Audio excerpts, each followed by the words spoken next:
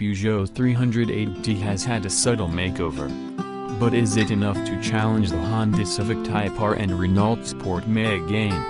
Verdict: it's not hard to understand why Peugeot didn't mess too much with its winning formula when it comes to the talented 308T.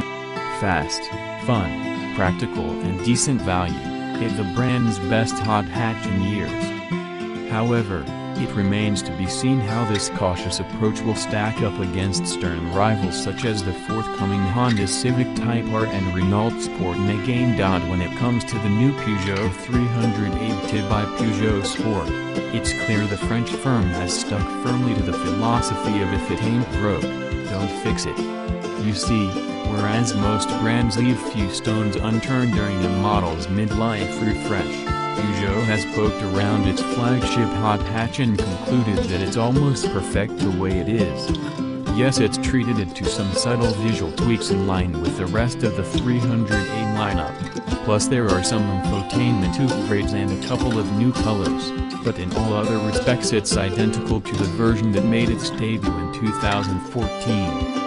The best hot hatches of 2017 when the car is parked up, even dedicated Peugeot fans will struggle to spot the changes. At the front, a larger grille and revised headlamp design bring the 308 into line with the brand's 3008 crossover, while at the rear the subtly re-profiled taillights get a smoked finish for their lenses. It's all a bit low-key, which is more than can be said for the car's trademark 1,300 pounds coupe French paintwork option. As before, the rear half of the car is finished in black Perlin or metallic, while the front can now be ordered in eye-catching magnetic blue. Climate board and the updates are even harder to spot. At a glance the cabin looks exactly the same as before, with the minimalist dashboard design being dominated by Peugeot's bold-eye cockpit layout, which places the dials high up in the driver's eye line above the small three-spoke steering wheel. As before, quality is nearly a match for the VW Golf, with solid build and plenty of high-grade materials. Look closely, however, and you'll notice the centrally mounted 9.7-inch infotainment screen has crisper-looking graphics. Better still, the capacitive display is now more responsive, meaning you no longer have to stab at the unit 2 or 3 times to access your desired function, although frustratingly the climate controls are still hidden in the submenu. As with the rest of the 308 range, the T now gets much improved smartphone connectivity, with Apple CarPlay and Android Auto featuring as standard.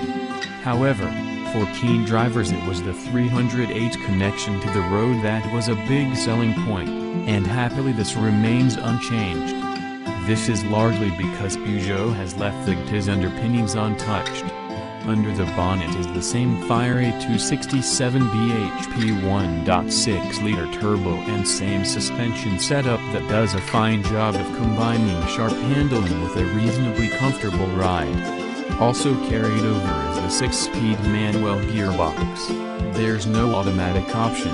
That contains a mechanical torsion limited slip differential. As you'd expect, performance is strong, with Peugeot claiming a rapid 6.0 seconds for 0 to 62 miles per hour sprint. The 1.6-liter unit can't quite match the larger 2.0-liter VW Golf or Seat Leon Cupra for low rev muscle, or the 316 bhp Honda Civic Type R for top-end bite, yet once the revs climb past 3,000 revolutions per minute the Peugeot pulls with real vigor. The unit also spins sweetly and is matched to a gearbox that boasts a satisfyingly precise action. You can also select Sport mode for a sharper throttle response, and menacing red dials, but the artificially enhanced engine note can get a little overbearing. Yet as before, it's the Peugeot's chassis that shines brightest. The steering is direct, naturally weighted and progressive, plus there's bags of grip. Playing its part here is the limited slip differential, which has an uncanny ability to keep you glued to your chosen line, even when accelerating hard mid-corner. There's a touch of torque steer on bumpy surfaces as the front wheels claw the tarmac for grip, but it's a small price to pay for the terrific traction. The beautifully balanced Peugeot has a playful side, too. Lift the throttle mid-corner or lightly dab the brakes and the car will tighten its line as the rear end swings subtly round by a few degrees. Yet this agility is matched to a remarkably well-judged ride, which is firm at low speeds but never gets crashy or jory.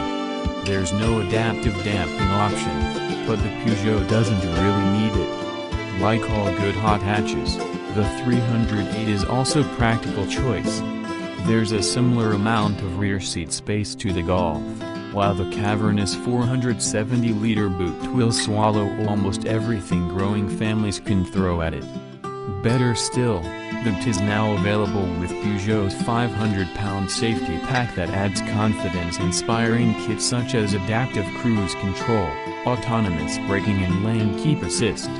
And at 28,590 pounds it undercuts the 241 bhp VW Golf GTI performance by 1,325 pounds, plus CO2 emissions of 139 grams/km make it a decent choice for business users.